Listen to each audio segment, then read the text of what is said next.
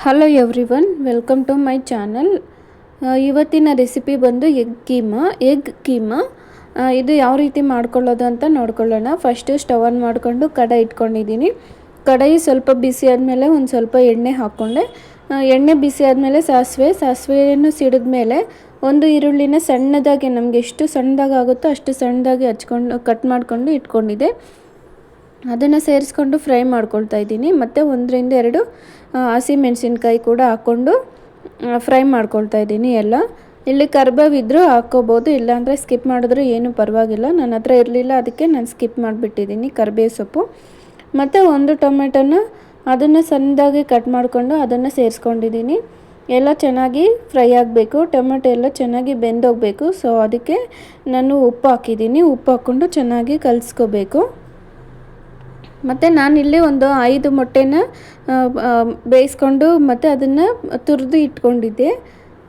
ಮತ್ತು ತೋರಿಸ್ತೀನಿ ಅದನ್ನು ಹಾಕೋವಾಗ. ಮತ್ತು ಸ್ವಲ್ಪ ಅರಿಶಿಣದ ಪುಡಿ ಹಾಕ್ಕೊಂಡಿದ್ದೀನಿ.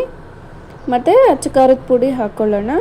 ಮತ್ತು ಧನಿಯಾ ಪುಡಿ, ನಮಗೆ ಖಾರಕ್ಕೆ ಎಷ್ಟು ಬೇಕೋ ಅಷ್ಟು ನೋಡಿಕೊಂಡು ಅಚ್ಚ ಖಾರದ ಪುಡಿ ಹಾಕ್ಕೊಳ್ಳೋಣ. ಮತ್ತು ಒಂದು ಸ್ಪೂನ್ ಆಗೋಷ್ಟು ಧನಿಯಾ ಪುಡಿ ಹಾಕ್ಕೊಳ್ಳೋಣ.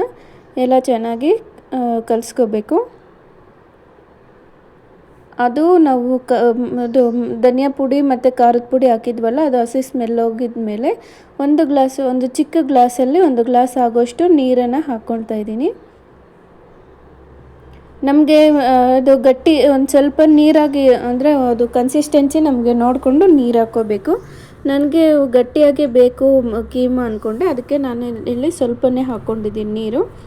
ಮತ್ತು 5 ಮೊಟ್ಟೆನ ಚೆನ್ನಾಗಿ ಬೇಯಿಸಿ ಅದನ್ನು ಚೆನ್ನಾಗಿ ತುರಿದು ಇಟ್ಕೊಂಡಿದ್ದೆ. ಅದನ್ನು ನಾವು ಕೊಬ್ಬರಿ ತುರಿತೀವಲ್ಲ ಅದರಲ್ಲಿ ತುರಿದು ಇಟ್ಕೊಂಡಿದ್ದೆ, ಅದನ್ನು ಸೇರಿಸ್ಕೊಂಡಿದ್ದೀನಿ.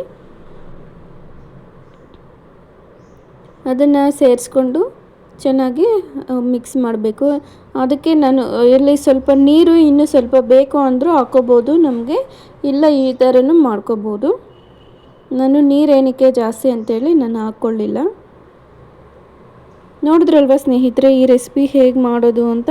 ನೀವು ಇದೇ ಥರ ಟ್ರೈ ಮಾಡಿ ನೋಡಿ ಹೇಗೆ ಬಂತು ಅಂತ ಕಮೆಂಟ್ ಮೂಲಕ ತಿಳಿಸಿ ಸ್ನೇಹಿತರೆ. ಮತ್ತು ಕೊನೆಯಲ್ಲಿ ಕೊತ್ತಂಬರಿ ಸೊಪ್ಪನ್ನ ಹಾಕ್ಕೊಂಡು ಮಿಕ್ಸ್ ಮಾಡಿಕೊಂಡು ಸ್ಟವ್ನ ಆಫ್ ಮಾಡ್ಕೊಳ್ಳೋದು ಅಷ್ಟೇ ಸ್ನೇಹಿತರೆ. ಲೈಕ್ ಮಾಡಿ, ಶೇರ್ ಮಾಡಿ. ಇನ್ನಷ್ಟು ಈಸಿ ರೆಸಿಪಿಗಳಿಗೋಸ್ಕರ ನನ್ನ ಚಾನಲ್ನ ಸಬ್ಸ್ಕ್ರೈಬ್ ಮಾಡಿ. ಇಲ್ಲಿವರೆಗೂ ನೋಡಿದ್ದಕ್ಕಾಗಿ ಎಲ್ಲರಿಗೂ ಧನ್ಯವಾದಗಳು. ಬಾಯ್, ಟೇಕ್ ಕೇರ್.